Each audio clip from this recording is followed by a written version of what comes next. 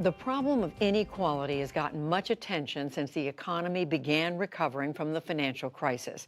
Wages have grown slowly, and it took years for some to recover losses from the housing crash, but many have not. And increasingly, there is concern about a racial wealth gap. That is the focus of our Making Sense report tonight from economics correspondent Paul Solman. 32-year-old Katrina Beasley works for the federal government in Washington. Good job, bright future, so she's taking the next step in growing up. So this is the one-bedroom Adams model that we have available. Trying to buy a few rooms of her own. But in D.C., she says, even for something on average 600 to 700 square feet will run you about 400 grand. Some for the grandchild of Mississippi sharecroppers. They didn't move into a house with a bathroom until about the late 70s, early 80s. Her parents weren't that poor, but we didn't go on vacations, really. We didn't go out to eat. Not even a fast food place? We may have gotten a treat with certain things, junk food, but it would be the dollar store brand. So it wasn't quite Oreos. It was like O's. The family frugality rubbed off. Beasley graduated from the University of Texas debt-free, but it took her 7 years because she was also working full-time at a spa. I would wrap people up like mummies. Wrap them in what? In ace bandages, soaked in a mineral solution. Reduce cellulite, lose instant inches. I'm gonna sell you so you can get a body wrap too. But Beasley's economic lot is hardly atypical, says economist Derek Hamilton. Just look at the black-white asset abyss. The racial wealth gap is tremendous. The typical black household has about 10 cents for every dollar as the typical white household. The typical black household where the head graduated from college has less wealth than a white household where the head dropped out of high school. Really? Really. Income, education, occupation, none of it explains the racial wealth gap. The Federal Reserve Board's triennial survey of consumers. And sure enough, according to the Federal Reserve, the typical white family's net worth is $171,000. The typical black family's $17,600.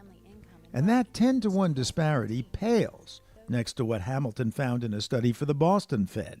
We had the shocking result that the typical African American household had $8 in net wealth in Boston. $8. You mean that's the net worth if you take all the assets and match them against all the debts? That's right, and that's inclusive of home ownership.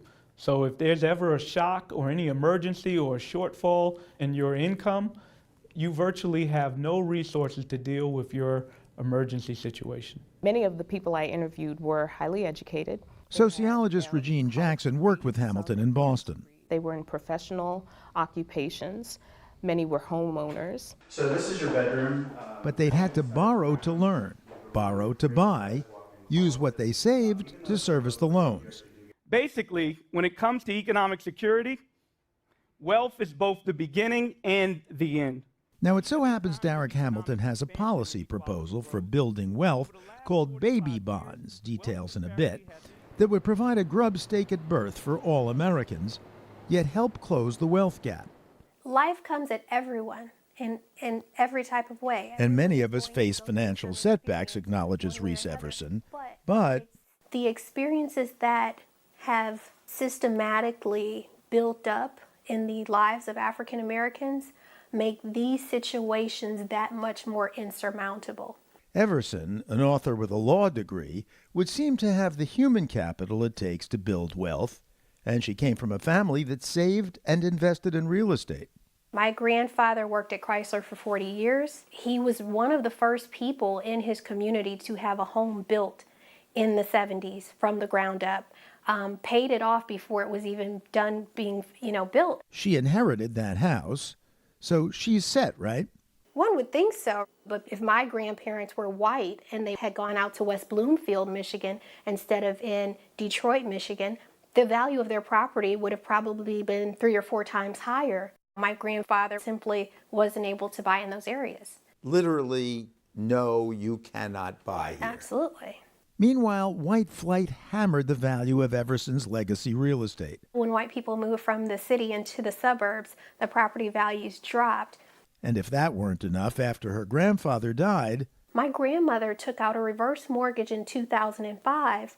Where did she learn about the reverse mortgage? At her church. where Wells Fargo, as employees later confirmed, was pushing the loans to parishioners. These 60-year-old women didn't realize that, if you do borrow $60,000, in just 10 short years, the interest and the fees are going to be $140,000. And when you pass away and the bank does come to collect, they're going to take all of the generational wealth that you wanted to pass down to your children. And that's what happened to me personally. In Detroit, and sociologists Regine Jackson and Adria Welcher found in Boston and Atlanta, too. Both our research took place after the housing crisis in 2008. Black communities and homeowners really felt and experienced that economic crisis. The stakes were much higher and the effects were much longer lasting. Housing values plummeted, meaning less wealth, less investment, less opportunity. Many of the suburbs that are now predominantly black, the values of the homes and just the community resources, the green spaces, the libraries, they're awful in comparison to the white neighborhoods. This one has our speckled quartz countertops. But Small wonder Katrina Beasley is an anomaly in the D.C. condo market, even though she will only be able to buy if help from a nonprofit comes through. The condo's sales agent, Kevin Ward. Oftentimes, a white person will have a lot more money to put down as a down payment. Where's their money coming from? Quite often it's coming from their parents. And to be perfectly honest, it's the same way I bought my first house. My father helped me with the down payment. And the down payment help that the white people receive. Her realtor, Hector Sepulveda. Sometime maybe in the $100,000 versus the African American, a few thousand here and there, but mostly none.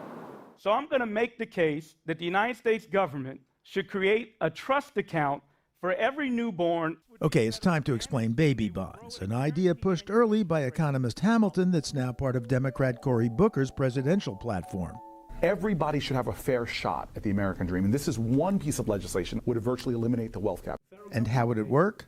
The federal government would seed the accounts at birth. Those born into the least affluent families would be seeded with an account upwards to $50,000 to $60,000. Those born into the more affluent families, they would get a nominal account of somewhere to about $500. Which then is invested how? Well, they would be held in federal trust. So basically, baby bonds is trust accounts for everyone. Race-neutral accounts, but race-conscious, in that poorer babies, being disproportionately black, would benefit most. The cost, enormous. $100 billion a year, Hamilton estimates. In this political environment, isn't an idea like this somewhere between pie in the sky and preposterous? I'd say no. What we're talking about is providing Social Security over the life course. But Social Security, we, recipients of Social Security, paid for, at least in large part, ourselves. This is not a handout. You have to use it as something that is asset enhancing, a business, a home, or a debt-free college education. Home down payment, debt-free college? Sign me up, said Katrina Beasley. It would have been helpful for me and everybody that I know. To economist Hamilton, the racial wealth gap will only widen if it isn't addressed. The source of inequality is some young adults have access to some capital that allows them to purchase an asset that will appreciate over their life. I need an extra closet space, for sure. While so many others, like Katrina Beasley and Reese Everson, don't, through no fault of their own. For the PBS NewsHour, business and economics correspondent Paul Salman, reporting from Washington, D.C.